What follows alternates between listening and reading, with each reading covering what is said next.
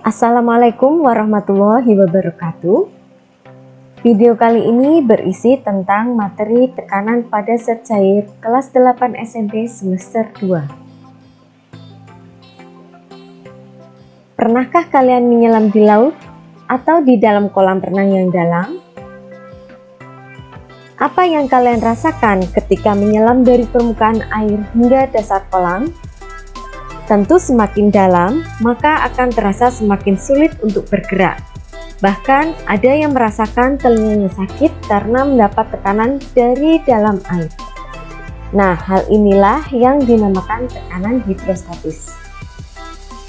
Apa itu tekanan hidrostatis? Tekanan hidrostatis adalah tekanan yang diakibatkan oleh gaya yang ada pada zat cair terhadap suatu luas bidang tekan pada kedalaman tertentu.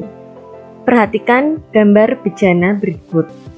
Tekanan hidrostatis yang dialami dasar bejana adalah pH sama dengan Rho kali G kali H. Jadi untuk simbol ini dibacanya adalah Rho. Saya ulangi, pH sama dengan Rho kali G kali H, di mana pH adalah tekanan hidrostatis, Rho adalah massa jenis zat cair, H adalah kedalaman zat cair. Nah, perlu diperhatikan bahwa kedalaman zat cair ini nanti dihitung dari dasar permukaan air, bukan dari dasar bejana ya, dari permukaan air. Contoh soal. Di sini ada ikan di dalam air, di mana tinggi air adalah 14 cm. Kemudian jarak ikan dari dasar adalah 4 cm. Rho atau massa jenis airnya 1000 kg per meter kubik. Berapakah tekanan hidrostatis yang dialami ikan? Nah, untuk menjawabnya kita tulis dulu, diketahui Rho-nya 1000 kg per meter kubik. G atau percepatan gravitasi, seperti yang kita tahu, percepatan gravitasi di bumi pada umumnya adalah 10 meter per sekon kuadrat. Kemudian kedalamannya yaitu 14 dikurangi 4 sama dengan 10 cm sama dengan 0,1 meter. Ini didapat dari pengurangan tinggi air dikurangi jarak ikan ke dasar. Karena kedalaman ini dihitung dari permukaan air sampai ke ikannya. Ditanya pH sama dengan berapa? Kemudian kita jawab pH sama dengan Rho kali G kali H.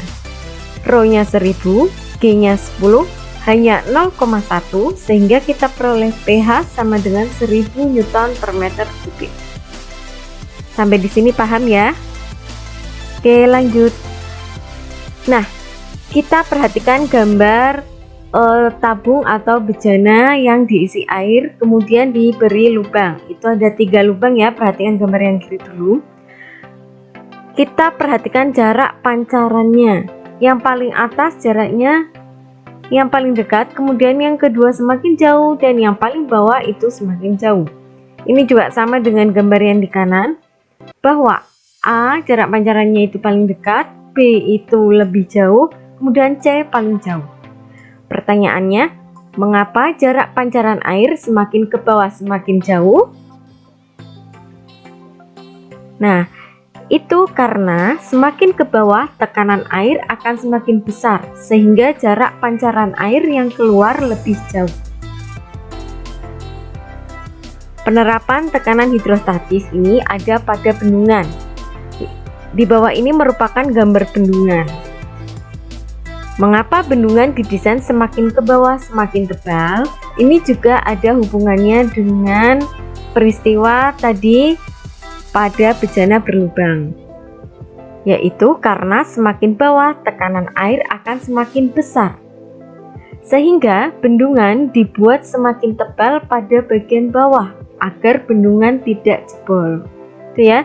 Jadi dari atas ini tipis, kemudian semakin ke bawah ini akan semakin menebal untuk menahan tekanan air yang semakin besar, karena semakin ke bawah tekanan air akan semakin besar.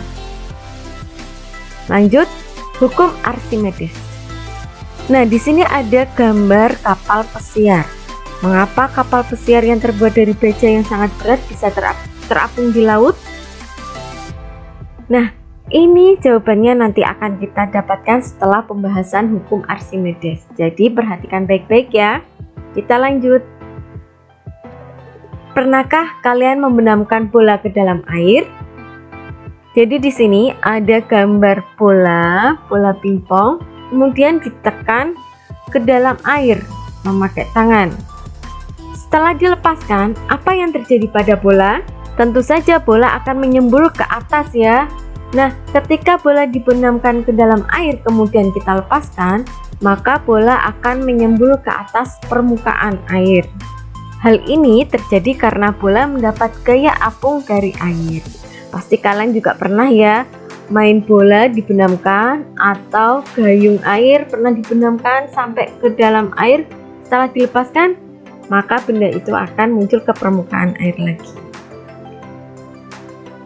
Oke, bunyi hukum Archimedesnya adalah sebuah benda dicelupkan ke dalam zat cair, maka benda tersebut akan mendapatkan gaya ke atas atau gaya apung seputar berat zat cair yang dipindahkan. Nah, hukum Archimedes ini ditemukan oleh Archimedes ya. Hukum Archimedes ini diaplikasikan pada peristiwa terapung melayang tenggelam. Nah, perbedaan benda yang terapung melayang tenggelam itu adalah sebagai berikut. Jadi benda terapung itu FA itu adalah gaya apung arahnya ke atas, itu lebih besar daripada berat benda.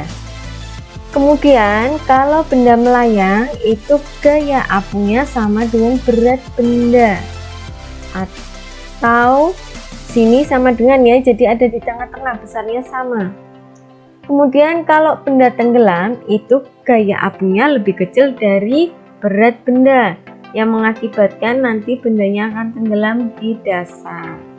Ini adalah perbedaan terapung melayang tenggelam yang kaitannya dengan hukum Archimedes.